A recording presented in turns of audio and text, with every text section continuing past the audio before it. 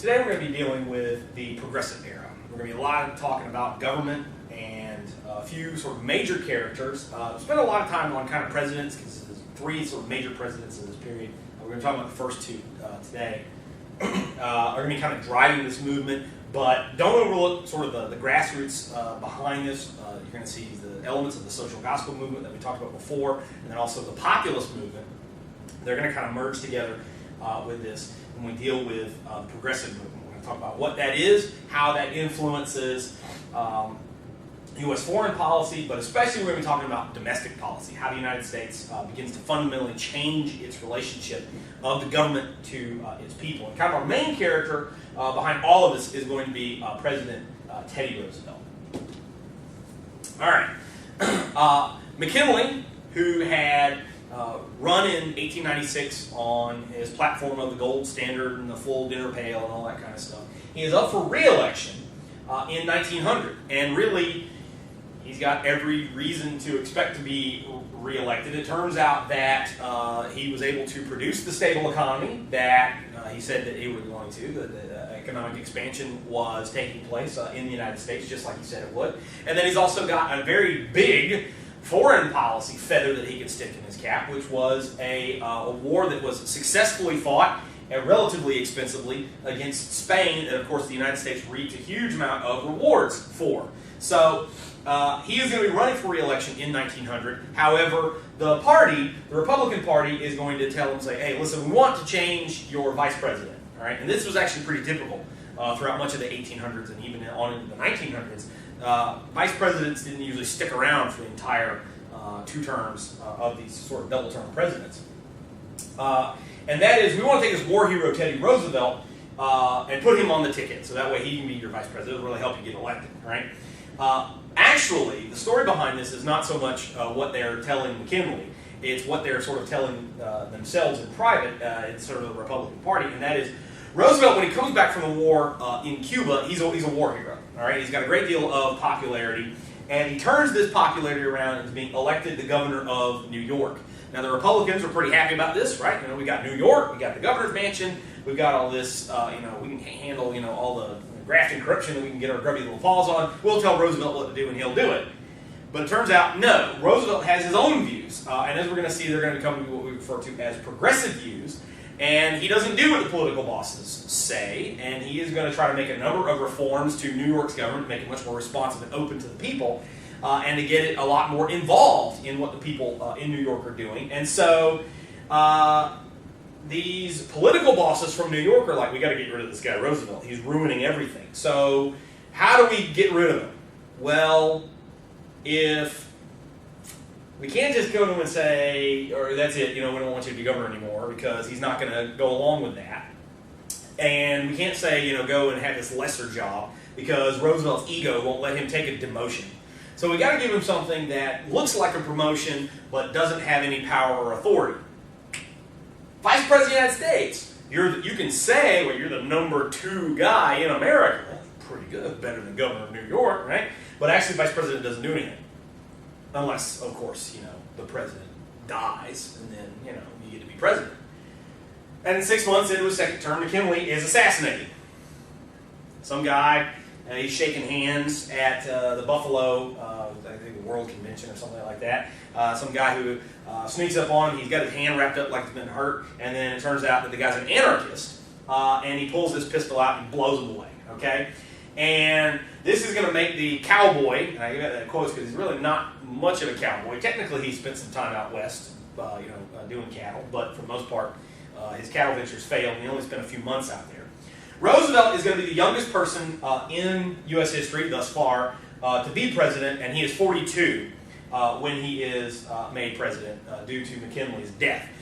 John F. Kennedy would be the youngest person elected, but that's because Roosevelt's not elected at 42. He becomes president. So anyway, that's what he's a very young guy. He's in his early 40s. And so for those of you who ever wondered what it looks like to have a president shot in the tummy with a guy who's got a pistol wrapped up in a napkin, this is this anarchist shooting President McKinley, who would die a little bit later. This is Roosevelt's reported reaction, that he's pretty happy that he's going to be president of the United States. Most egregious was Theodore Roosevelt's daughter. who apparently just was like traipsing around the lawn at the Naval Observatory, which is the vice president's residence. We're going to the White House, hooray, McKinley is dead. And I was like, dude, you gotta calm down. This is bad form to be celebrating that the president has been assassinated and has died. And so, of course, anyway, Roosevelt goes from being unimportant vice president to being super important president of the United States. So he's definitely a maverick, not necessarily technically a cowboy. I mean, I guess suppose he is, but really he's not. Okay, when you look at Roosevelt, you got to understand, where he comes from and what is his makeup, and that really gives you a good idea of kind of why he is the way that he is. He projects this image of this sort of cowboy, sort of maverick, tough guy, but he is actually from a wealthy New York family. His family had money, a lot of it. He went to Harvard, and he's not totally just the hothead that you would imagine him to be. He's actually very intelligent. He wrote a number of books on various topics, map-making, languages, economics, diplomacy. As a young person, as a little kid, he was apparently sick a lot, and he got teased for having to be in bed because he was sick, and he was a sickly little kid. And a lot of people think that Teddy Roosevelt's sort of He-Man persona of once he gets out of adolescence is sort of an overcompensation, that he wants to show people that he's not some wussy little kid, that he's just really sort of super tough guy. And as a result of that, though, he does sort of pursue that He-Man, over-macho kind of lifestyle to the fullest. He enjoyed boxing, wrestling, hunting, polo, traveling around the world. He would later, after he was president of the United States, he'd go on a safari in Africa, ostensibly to kill every single animal that was there. He would go up rivers in South America. Once he is president, and once he's politically active, he spoke extremely forcefully. He was one of those sort of orators that really, just really kind of got in your face, and this is what we're going to do, and this is what you need to do. And he often addressed the people, which we're very used to today. We're used to the president every so often just, sort of talking to us and having these town hall type meetings and getting on television and putting these ads on the internet, and this is what's going on.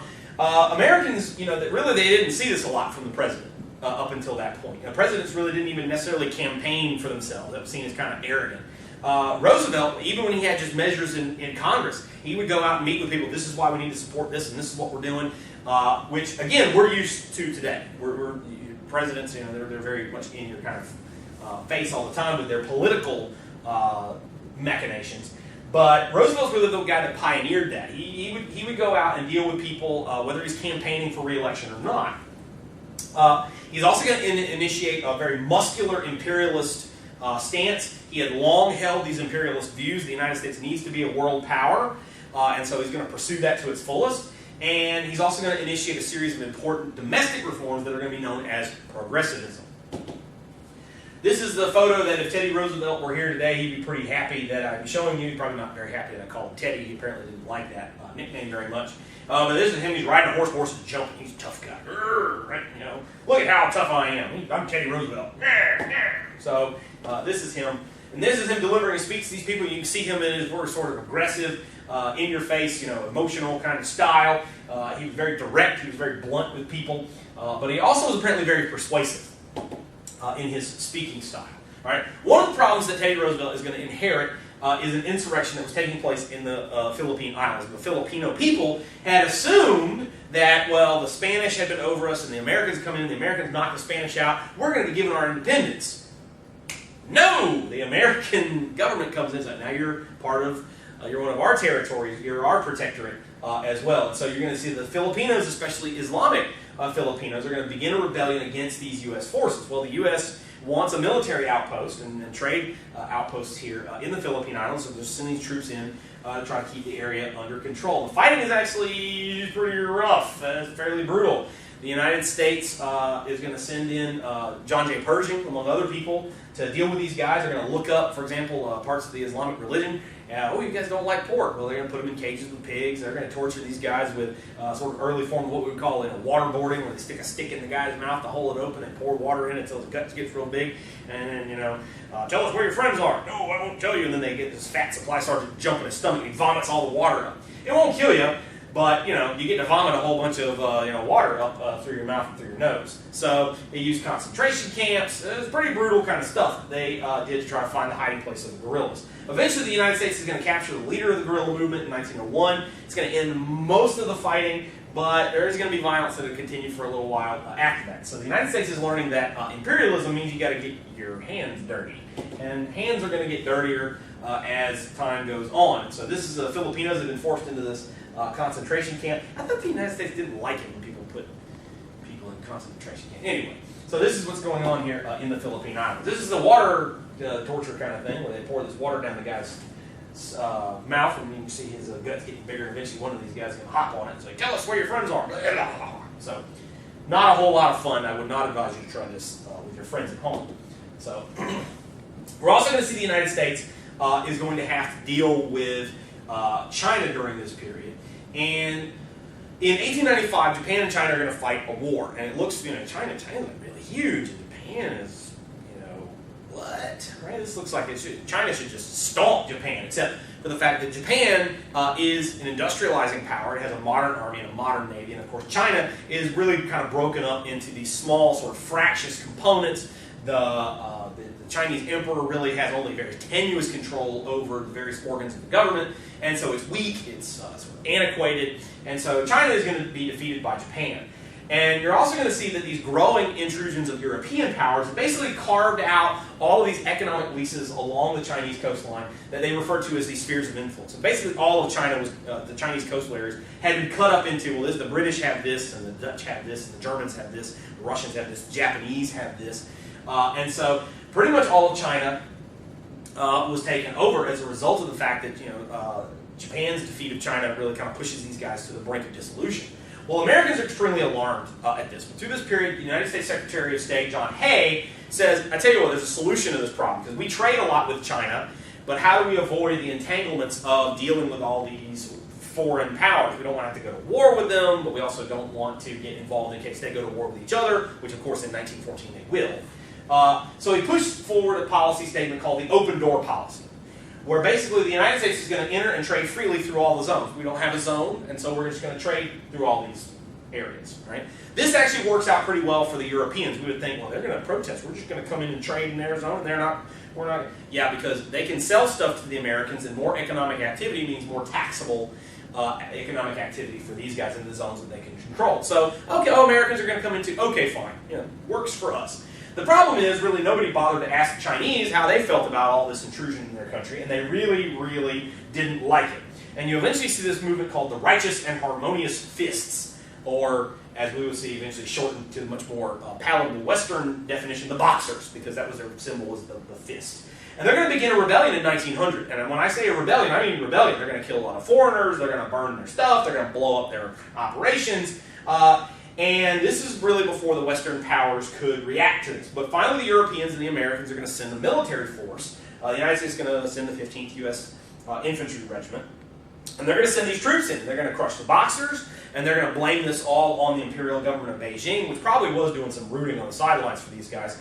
They're going to march on the capital of Beijing, and they're going to march right into the Forbidden City, which was forbidden to foreigners. And they're going to plant the flag right on top of it. And they're going to say, yeah, you guys don't do this to us anymore. And of course, this is probably going to set the Chinese people's teeth on edge, but what are you going to do about it? So here you can see this is China, this is a map of China, and how it was sort of broken up into these spheres of influence, and how Japan had taken part of this, and all these different American and various Western European activities are taking place here. You get the British, French, German, Japanese, Russians, and then of course the Americans are involved with this as well. Here you can see a little bit of from the Chinese perspective, kind of how they viewed their Boxer Rebellion, even though these American guys, they got these rifles and these Gatling guns and stuff like that. They're dark, brutish, and yeah, we may not have the technology on our side. We only have these spears and swords and stuff like that, but we have right on our side. We are great people, and we will fight back against this. But the reality of it is eventually they're pushed back to their capital, and here you can see the 15th U.S.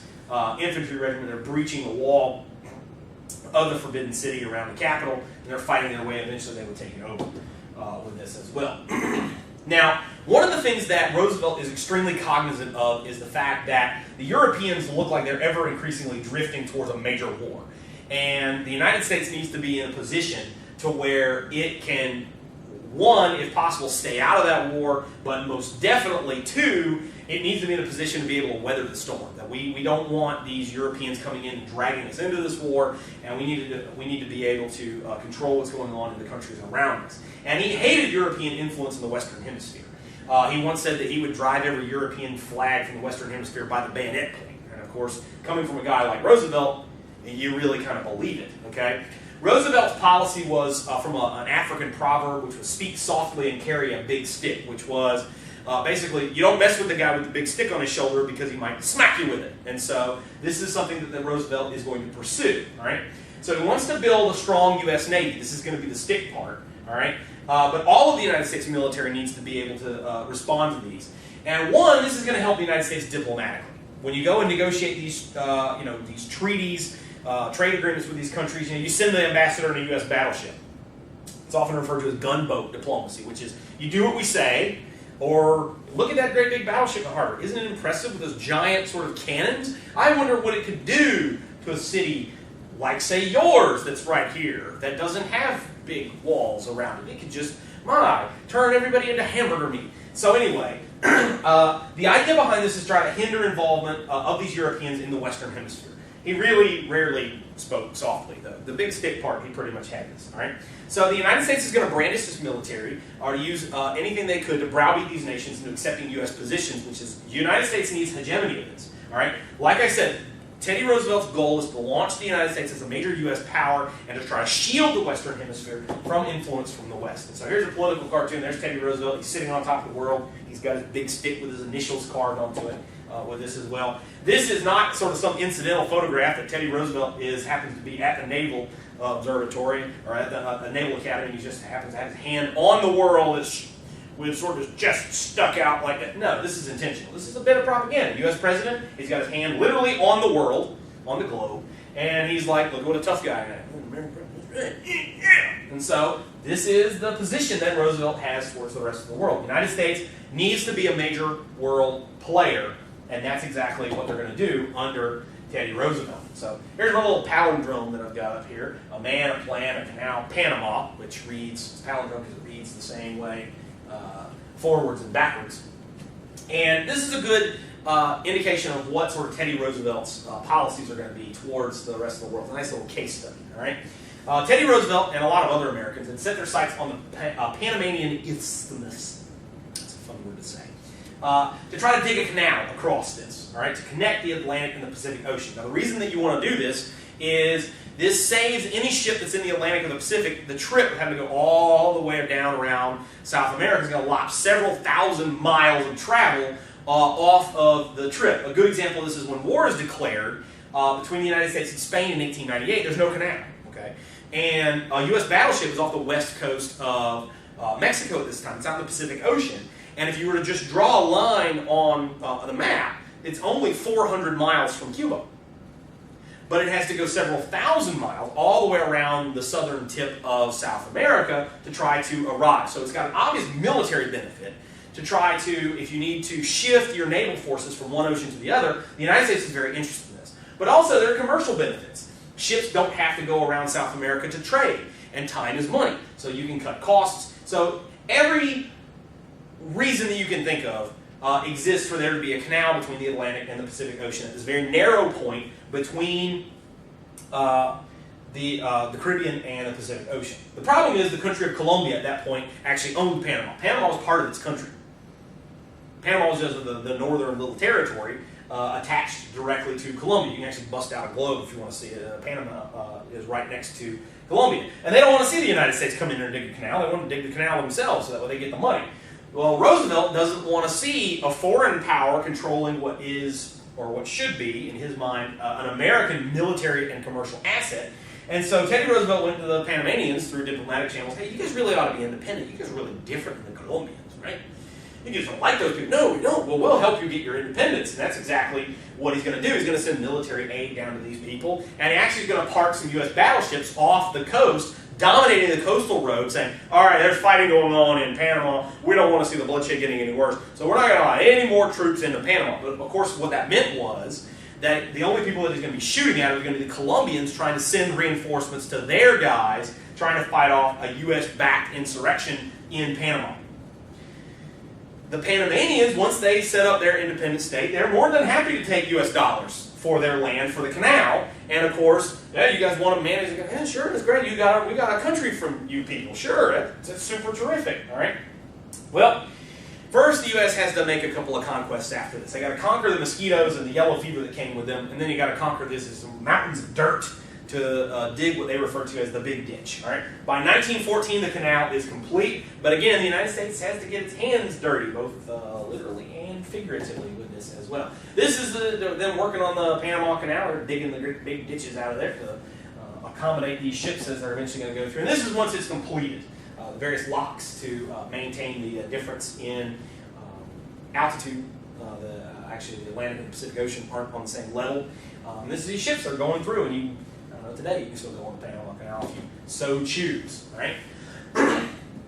As we're going to see, though, a lot of Europeans are still heavily involved in what's going on with the Western Hemisphere. They've got a lot of business operations in places doing business with in South America and in the Caribbean and Central America. And one of the problems is a lot of these countries are small, they're not very well run, you got a lot of corrupt governments, and they began to complain of non-payment of debts from these companies and countries, these third world countries that they often refer to as banana republics, that it seems like the bananas were the ones that were running things. So it's a sort of insulting remark. And you can still refer to it as today, sort of a country that's not very well run, it's in the tropical region, it's a banana republic. And so that's what that sort of means. It's also, I think, like a clothing store mall. But anyway, well, you'll see that for especially the Germans, but a couple others, the Germans, they're going to send these battleships down and say, you guys owe us money, and so you guys are going to be forced to pay us back the payments that you owe us, and so we're not going to put up with this. All right?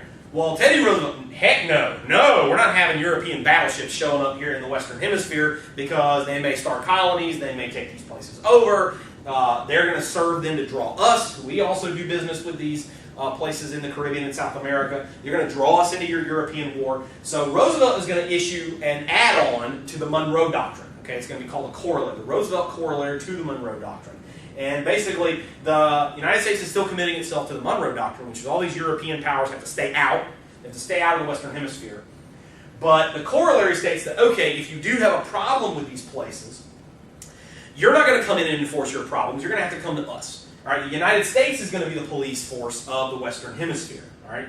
What that means is if you're not going to brook German battleships going into these places in the Caribbean and South America, that means that U.S. military forces are going to have to go in. They're going to have to go in and oversee the payments of the debts and the collection of the taxes and these conflicted nations. And that means that they're going to come into conflict with these places. And you'll see a lot of bad feelings. A lot of bad feelings. The U.S. is coming in, they're taking over, they're telling us what to do. Their troops are coming in.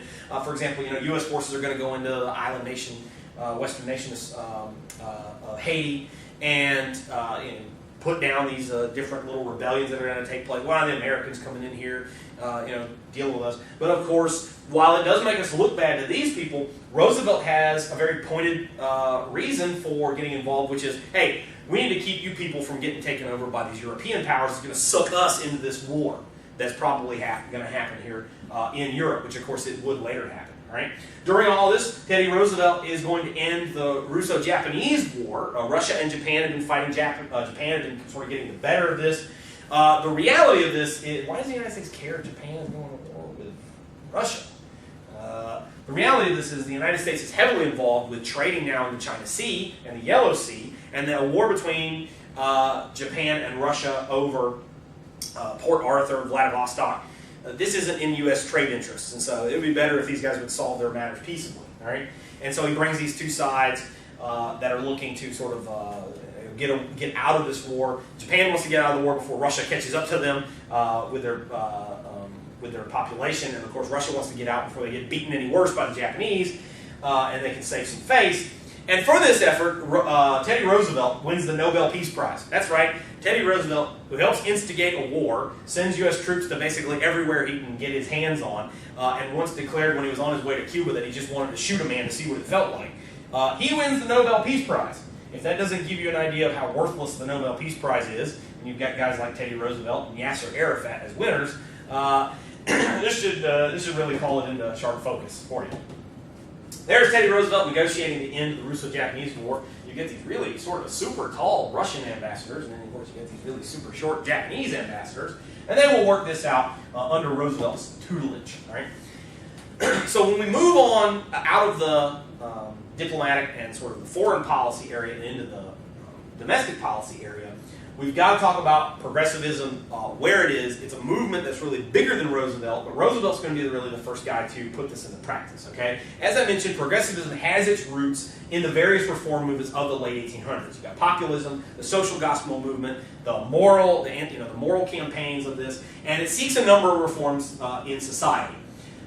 It's going to get out of hand by the time we get to 1920, and there's going to be a strong reaction against it. But we're going to see how it's going to start out. We want to see reforms in society in terms of the government. It wants to end political graft at the local level, and it wants to really improve people's participation in government. How do we make this more open? How do we get more people involved and knowing what the government's doing, rather than just leaving it to these politicians who kind of do things behind closed doors, and that allows them to steal money and to hand out patronage and that kind of thing. There's going to be a strong morality component with this. The 3 Bs of the day, booze, boxing, and babes, the anti-saloon league activities. And so there's going to be a strong morality component to really leavening all of this, that whatever it is that the government's going to be doing for progressivism, well, there's a certain moral compass, that this is right and this is wrong, that kind of thing that goes along with this. There's going to be a strong move of regulation. This is especially a strong strain from the populist movement, that you want to see these monopolies come to an end, these trusts, these corporations, they've been really vilified for several decades, and so progressivism is going to deal with this. But it's not just ending business for the sake that business is evil. You're also going to see a strong emphasis on efficiency and the idea that these businesses need to be better run. And so that's going to be kind of part of this, that eventually guys like Woodrow Wilson, once they get their hands on it, is kind of lose that, and mostly it's just going to be, well, business and banking and finance, they're all sort of evil and we need to control them and contain them.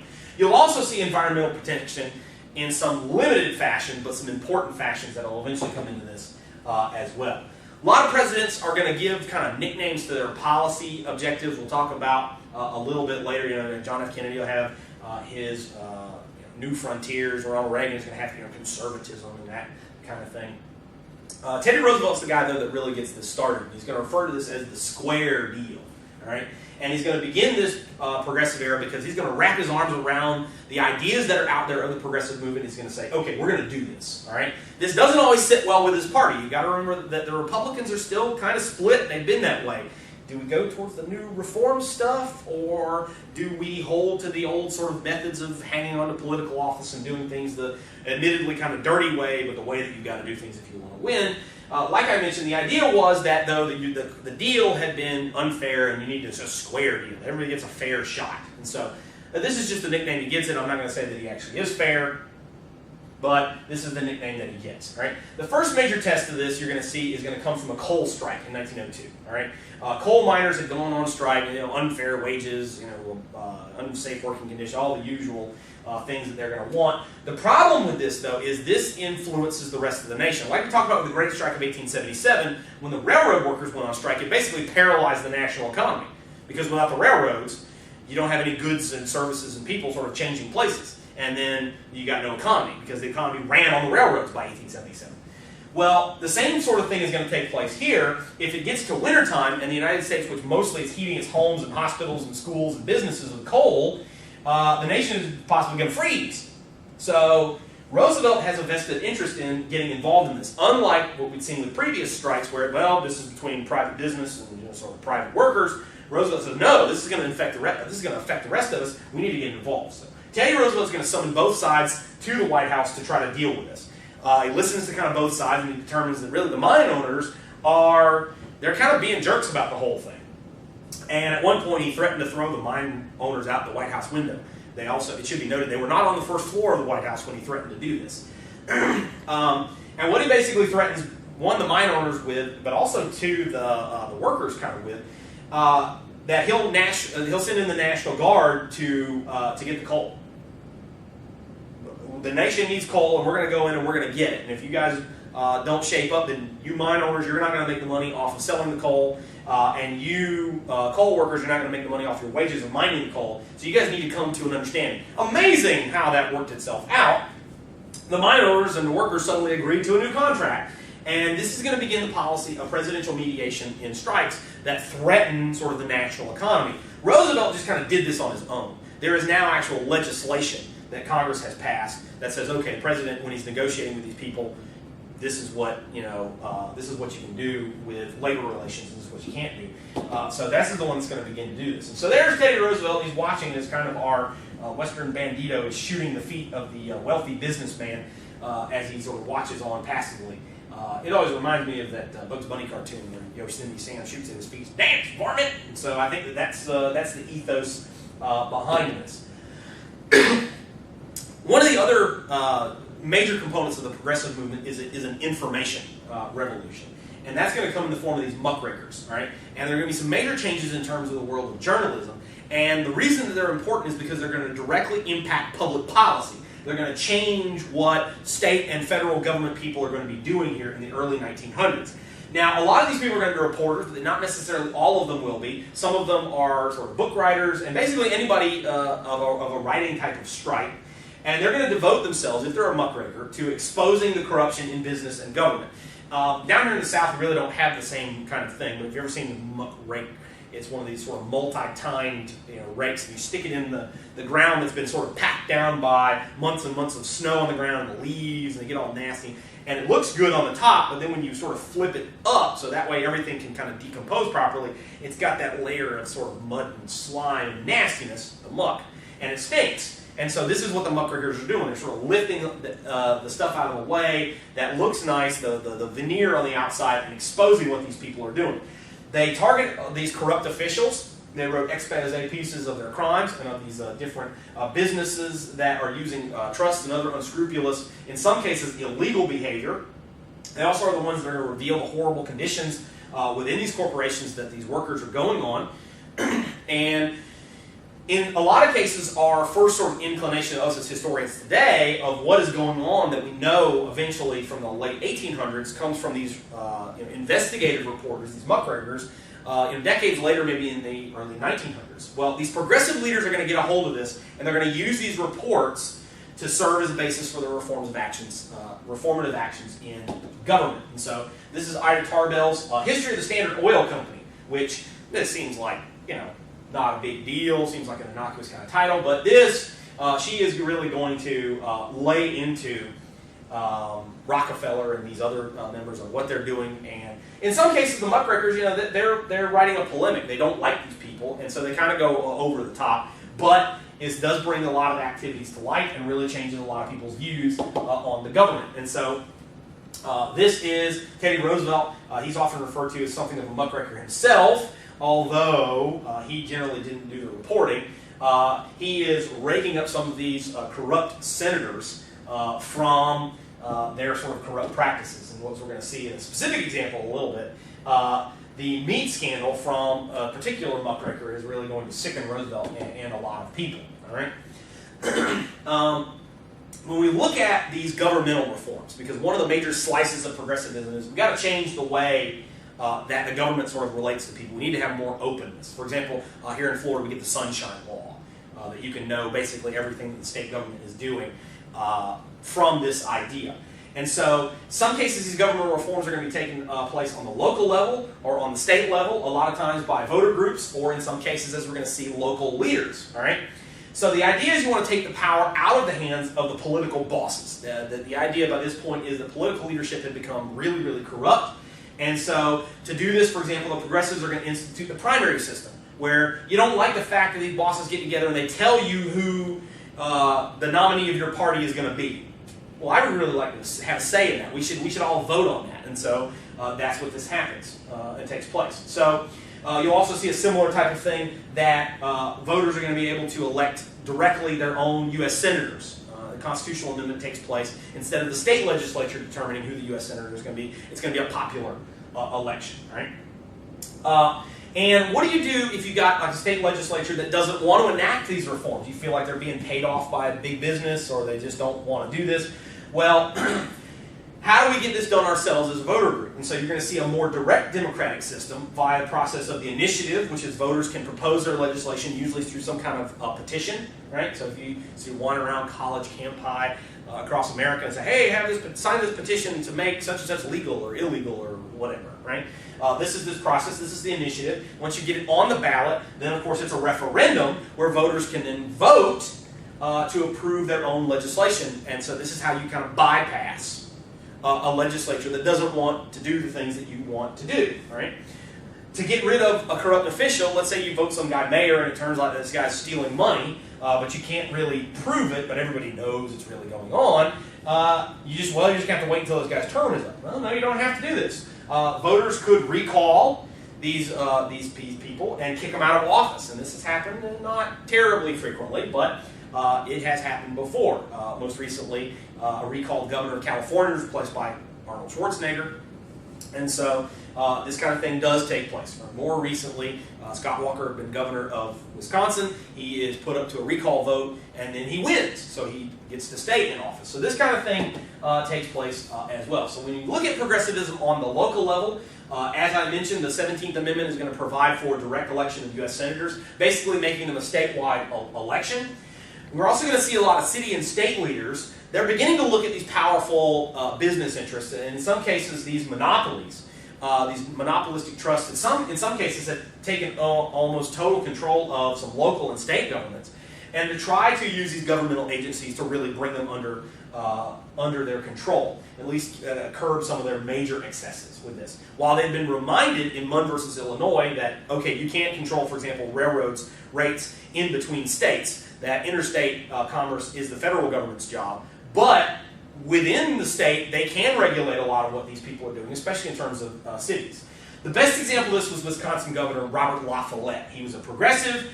He instituted, for example, public utilities commissions to try to regulate what were these two industries that were basically taking over Wisconsin and telling the state government what they had to do, and that was, of course, the lumber and the railroad interests. And so you've got to try to push back against these people, at least La Follette feels that way, that they're not in control. It's the people that elect us. We're going to be the ones in charge of this. All right?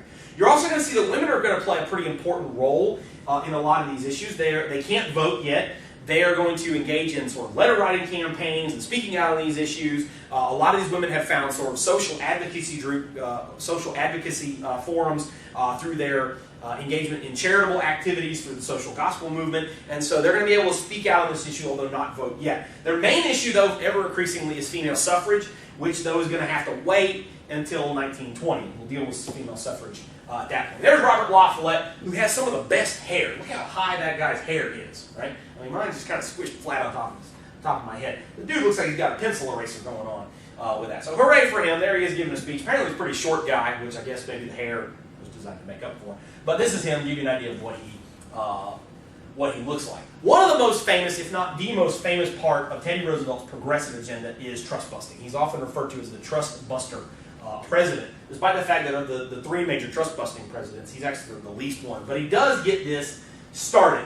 All he's got to work with, though, is the Sherman Antitrust Act, and it's really clunky and it's kind of antiquated, but he brings this back basically from the dead, and he's going to bring federal prosecution against these monopolistic trusts. He felt that these threatened trade, that they had an unfair advantage and monopolized these industries. But in doing so, he is now going to come into conflict with some of these really, really wealthy and powerful CEOs of these corporations, these captains of industry.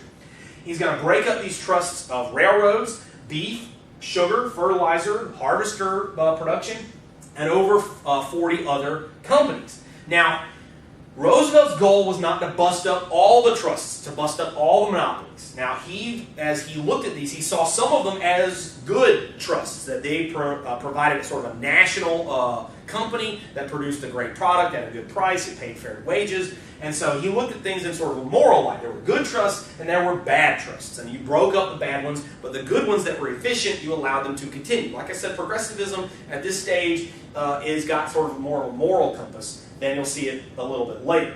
So his major goal, though, overall was to establish the supremacy of U.S. law. And you want to see the government to regulate these and to have a say in a little bit of kind of curbing their excesses, not necessarily just for the purpose of fragmentation. You don't just want to take a hammer and break them all up because they're all bad. He sort of tempered this with a little bit of understanding that, look, the government has a role to play. That doesn't mean that we're going to totally take over everything. And so this is a political cartoon. There's Teddy Roosevelt, the lion tamer. Nice legs, right? And you see the lions, if you can zoom in on the photo on your end, they've got all the different trusts. You have the beef trust, the oil trust, all these different trusts that Roosevelt, he's now got them all sort of tamed, and they're coming out of the stadium of Wall Street. Right? So this is the idea of this as well. And there's Roosevelt, he's the wrestler, and he is grappling with the railroad trust. He's trying to put these guys on the canvas. I also like his star-spangled boxer shorts. Those are kind of nice as well. And so there's Teddy Roosevelt, and he's dealing with the railroad trust, right? The free car lines that he's going to break these guys up. You'll notice that the CEO, he's dressed himself in the armor of a medieval knight. He's going to do combat with Roosevelt. His armor with nothing but a frock coat. And the dragon in the background is actually the train with it. So it's a pretty interesting kind of thing. They're coming at him with swords and armor and dragons and stuff, and all he's got is his little finger. No, I don't think so. So this is what's going on as well. And some people kind of felt betrayed by this, that when Roosevelt is running for basically re-election in 1904, he takes their campaign dollars from these sort of wealthy people, and then 4 years later he sort of bends them over his knee and he's spanking them now that he's got himself re-elected. So that gives you an idea of what's going on here.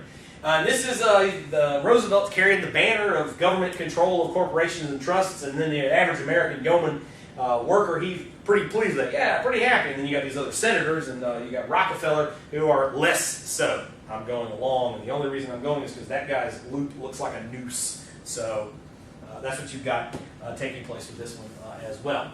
And there's Teddy Roosevelt, and he's gone bear hunting, and he shot the bad trust, but he's got the good trust on a leash. And of course, we get the teddy bear from one of the episodes in Roosevelt's life, where he's bear hunting. He shoots the mama bear, and he doesn't realize it's got a cub nearby, and so he lets the cub live. And the little dog goes around. Oh, it's Teddy's bear. And so for those of you who slept with a teddy bear as a kid, like I did, then that's where that comes from. It's named after him. We're also going to see that regulation of business is going to go into the consumer area as well, and this is going to tie in now with our discussion earlier on the muckrakers, these journalists, because our main character is going to be one of these muckrakers, a guy named Upton Sinclair. And in 1906, he's going to publish a book called The Jungle. And in The Jungle, most of the book The Jungle is horrible. Okay, Upton Sinclair was a socialist, and he was talking about how socialism was awful, or socialism was often awesome, and that the business practices were awful, and that actually a lot of The Jungle reads like a sort of a Polish family soap opera, and not a very good one. I actually read The Jungle thinking it was going to be awesome and gross and stuff like that in high school, and it turns out that it was just a bunch of junk. Okay, so skip it if you've got the chance. But there are a couple of chapters that deal with what's going on in the Chicago meatpacking plant, and that is some pretty horrific stuff. These working conditions is basically anything that could be nearby would be scooped up on the processing line and canned, whether rats fell in there, or in one case, an Italian immigrant worker, he's caught by one of the hooks and he's sent down there and he's canned and turned into sausage. Naturally, of course, it'd have to be Italian sausage because he's Italian. Anyway, you also had piles of unrefrigerated meat sitting in heaps in these warehouses, rats and roaches eating on top of it and excreting on top of it, and then, of course, being sold to the public. Now, to be fair, you did have these piles of rat feces on top of these this meat, but what they would do is they would sweep it off with their arms. So they didn't can the poop up; they swept it off first. So anyway, Roosevelt reads this, and of course the rest of the nation reads this, and they get sick to their stomach. And a lot of people like, I'm not buying any more canned meat. This stuff's really gross. There's kind of a ban on this for a while. He orders a commission to investigate is Sinclair right, or is he just high as a Georgia pine? And it turns out the commission comes back and they're like, it's even worse than what Sinclair said. This is really, really gross. Roosevelt's going to back legislation to correct this problem, and that is the Meat Inspection Act, and that allowed government inspectors to go in and ensure that foods, don't have giant piles of rat feces on them. And so that way, when you buy stuff in the store, to go along with this, you're also going to see that Teddy Roosevelt's going to support and sign the Food and Drug Act. Okay. Anytime you get a product, you get a soda or whatever, it's got that little thing that says how many calories are in it and what all the ingredients are. That's what is required. It's all truth in labeling, and all the ingredients have to be in there. So if they want to put, whatever in there, phosphate of, whatever, it's got to be on there. So that way you as the consumer can know what's in it. You can not like what's in it, but you know exactly what's in it. And of course, the Pure Food and Drug Act, that's what it's designed to do, is to empower these people. So there's the front cover of The Jungle. Like I said, unless you absolutely have to, totally skip this book because I've just described to you the most interesting parts of it. The rest of it sucks. All right, so when we look at the slide not advancing, Conservation. One of the outproducts of the massive growth of the American industrial sector, especially when we look at the mining and the timber industries, was what was ever increasingly seen as a depletion of valuable national resources after 1900. You can see this when you go to most of the forests around here. You go and you walk through the woods, and even if some of these old places that haven't been cut in a while, man, look at these trees, they're pretty big. Most of them are not over 100 years old. And the reason for that is a lot of places have been stripped of their, been deforested through just massive industrial scale saw cutting in the late 1800s and the early 1900s. The timber industry had clear cut just these huge areas, except for like swamps and places that they couldn't reach. And so what you're seeing here is, from the business side, all this strip mining and all this strip lumbering was looking like, wait a minute, we're not going to have enough of this stuff to pass on to future generations. Where are they going to get their wood from? Where are they going to get their coal from? Where are they going to get their mineral resources from? It's not a good idea to use up all the natural resources now. You're also going to see the other component of this, a sort of a more emotional component, was that ever increasingly Americans were urban. And they began to view the natural scenery of America as sort of an American heritage. You don't want to get rid of the woods and the mountains and stuff like that, because that's that's what America is. So Teddy Roosevelt himself was an outdoorsman, and of course he fell into lots with these other sort of outdoorsmen.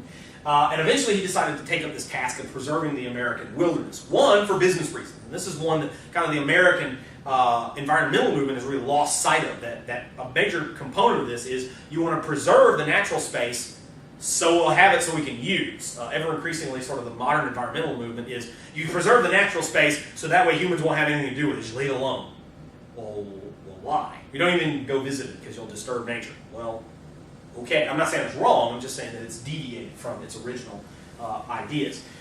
He's basically going to begin the national park system. He's going to make Yosemite, California, the sort of first park in this system. He's also going to set aside very large amounts of land, a lot of it's going to become national parks, to be spared from industrial expansion. These are going to be areas that are going to be walled off, well, not literally, but they're going to be prevented from being used. And of course, you want to spur reclamation efforts from the federal government in order to make land that had been used usable again. So here are some scenes of Yosemite National Park for those of you who have never gotten a chance to make it all the way out to California and see it. It's pretty impressive, but we've got a lot of national parks within easy driving distance of us to go and see as well. So, 1904 comes, Teddy Roosevelt gets himself sort of re-elected, and he's, very popular guy. He's one of the more popular presidents that we've had during their terms of office. As we've seen, some guys were pretty popular, like after they've been kicked out of office for president. And so when 1912 or when 1908 rolls around, Roosevelt could very easily just say, I'm not breaking George Washington's tradition of a third term because really the first term that I had was not mine, it was McKinley's term. But really, he had been president for the most part for 8 years, only 7.5. But he declines to run on what he said, no, I'm not going to run a third term, okay? So who is going to be the Republicans' nominee in 1908? And so what he did was he campaigned to have William Howard Taft, who'd been in his cabinet, to carry on the Roosevelt tradition. And so the Republicans have a massive majority in terms of electoral advantage over the Democrats at this point in American history. They outnumber them about 7-6, and so it's a pretty big advantage in terms of this. And of course, with a super popular guy like Roosevelt telling them, "Hey, this guy Taft, he's my guy. If you like me, you'll like Taft." And so the nation says, "Okay, Taft, if he's good enough for us, things are going well under Roosevelt. Don't change horses when things are going well." And so Taft represents stability. And he's actually a little too stable, if you'll take my meaning. All right. Now, I'm going to try not to poke too much fun at the fact that Taft was a great big fat guy, but his weight actually inhibited his ability to govern fairly well. He was literally at something like 350 pounds. He was comfortable with his weight, but of course not a lot of people other than him were. And he never really, though, was comfortable as president, and he was not the sort of aggressive reformer that Roosevelt was. He went along with a lot of these reforms, but really only because it seemed like a thing that Roosevelt would do. And so he's making these decisions, and he, much more than Roosevelt, was a guy that would listen to what the Republican Party wanted him to do. He is going to continue U.S. imperial activity around the world, but he was not so much a big stick diplomat as he was a dollar diplomat. And what he did was he used Wall Street banking dollars to buy support in Central and South America. Hey, you want to do business with our banks? You want to do business with our businesses and have our money coming into your country? Then you need to do what we say. On the one hand, this is sort of, again, the United States sort of flexing its muscles, in this case economically rather than militarily. But the idea behind this was you don't want these countries in debt to European banks. Because if a war breaks out, and of course, for us here after the fact, it's not if a war breaks out, it's when the war breaks out. But to these guys, they're looking at it and saying, well, no, it looks like there's going to be a big war. Do we really want the banking industry to sort of draw these Central and Southern Europeans into this fighting? No. We'd rather have them in debt to us than to these other people, all right?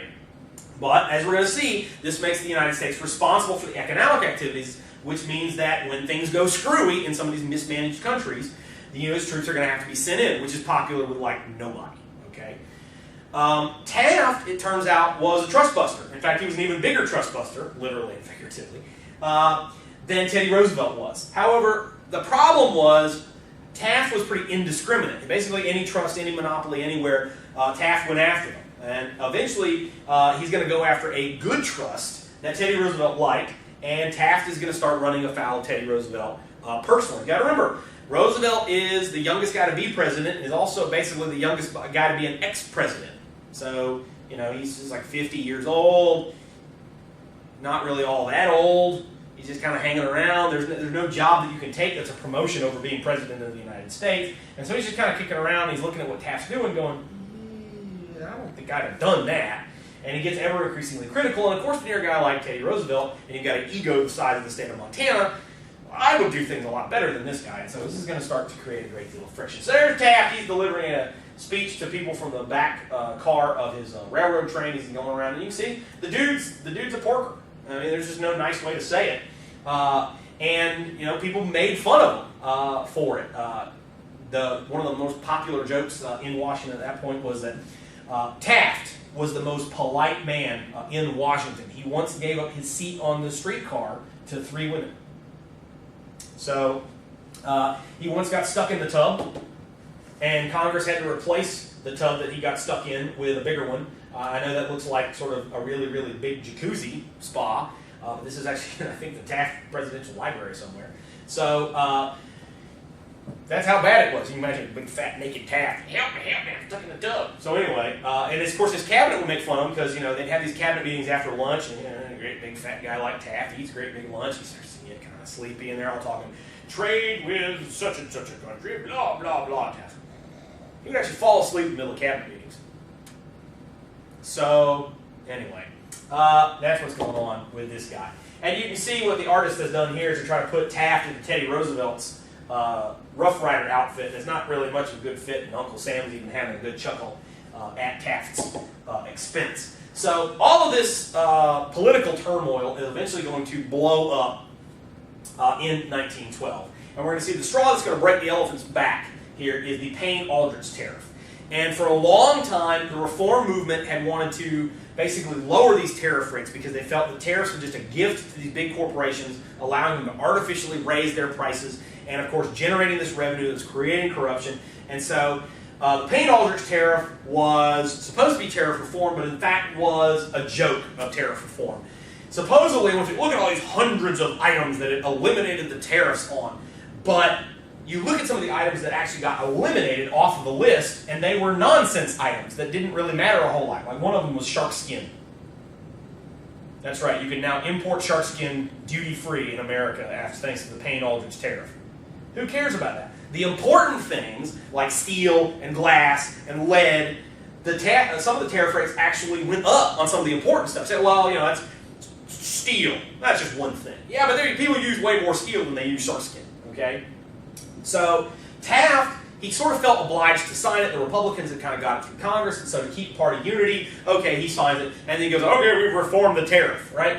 And Roosevelt is like, bull crap, all right, that's it. You know, I can't take it anymore. And he says, I'm going to run for president. I'm going to get back in office. I'm going to fix all this stuff that Taft has screwed up. Throughout this period, ever increasingly, Roosevelt is getting increasingly critical of Taft. I think he said he has like the brain of a guinea pig or something like that, so he's insulting Taft personally now. At the nominating convention here in 1912, the Republican conservatives, though, they managed to outmuscle, literally, the progressives, and they sort of lock Teddy Roosevelt's people that want to nominate him out, and they're going to nominate Taft. This is what basically always happens. All right? Sitting presidents who are able to appoint party people to positions of power, they don't get dumped by their party. All right? It hasn't happened in modern political history. You had presidents sort of take themselves out, like Lyndon Johnson, because they said they don't think they're going to win, but if they run for the nomination, they're going to get it. All right? And that's exactly what happens here, because for 4 years, Taft is putting his own people in the party in positions of power, and even though Teddy Roosevelt's way more popular nationally, not within the halls of power. All right?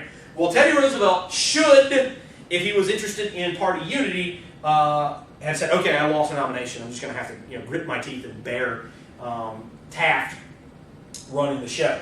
So Teddy Roosevelt, though, decides that that's not going to be the way he's going to go. Teddy Roosevelt decides that he's going to form his own political party and he's going to keep running. He calls it the Progressive Party, which was actually already in existence, and so he just kind of takes it over. He also earns the nickname the Bull Moose Party because in one of the speeches that he gives, Teddy Roosevelt says, "I'm as strong as a bull moose," which under normal circumstances you wouldn't believe. You just say it's an exaggeration. Except, of course, this is Teddy Roosevelt, because at one of these speeches, Teddy Roosevelt gets up to give this speech, and a would-be assassin shoots him in the chest. Wow, that's pretty rough. Teddy Roosevelt, of course, he has to go to the hospital and survive this, right? Well, sort of. First thing he has to do before he goes to the hospital is finish the speech. Roosevelt finishes talking for over an hour with a bullet lodged in his body that's just been shot into him. And then, okay, all right, you guys all vote for me, yeah, victory, whatever, all right, I gotta go. And he goes to the hospital. And of course, his face is white from having bled. He's just, oh, I got shot. No big deal. I'm gonna hold this with my hanky. All right, I'm gonna finish giving my speech here. See you guys later. What the heck? All right? He ran against Taft, and of course, he runs against the Democrat nominee, Woodrow Wilson. All right? Now, if you look at things, you've got two Republicans running, basically. You've got Taft, the official Republican nominee, and you've got Teddy Roosevelt, he's a Republican. Okay? He has been, his whole life. So you've got two Republicans. Now, if you put those two votes together, you're going to get 7 million votes. All right? The Democrats only get 6 million votes for Woodrow Wilson. But the problem is that 7 million is split. Teddy Roosevelt gets 4. William Howard Taft is going to get 3. So when you look at that, 6, 4, and 3, 6 wins. And that's exactly what happens. The Republican split is going to hand the election to Woodrow Wilson. And so this is how we're going to see that Woodrow Wilson, a Democrat, he's going to come into this and make these changes. He's also going to be a progressive, but he's going to do it in a different way, and he's going to have different challenges facing him. So here you can see a little bit of the political cartoonery of the day. And this is now the Republican elephant, has the Democrat donkey alongside him, and you've got now the bull moose of Teddy Roosevelt with his teeth and his glasses and a little mustache there with this as well. So there's the electoral map in 1912. Democrat Woodrow Wilson, you look all red on the map for the Democrats. Oh, look at that. And so he really cleaned up. When you look at the popular vote, he only gets 42% of the vote.